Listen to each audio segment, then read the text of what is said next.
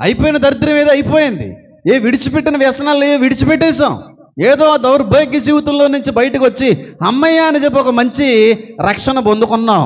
ఆ రక్షణలో కొనసాగించవలసింది పోయి మళ్ళీ వెనక జీవితానికి ఆకర్షించబడతా ఉంటారు కొంతమంది. దద్దమ్మలో తిరుగుతూ ఉంటారు కదండి కొంతమంది.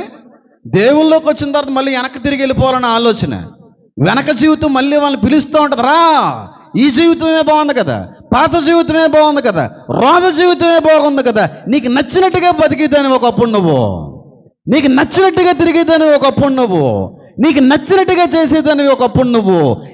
ఎవరో కూడా అడ్డు చేసేవారు కాదు.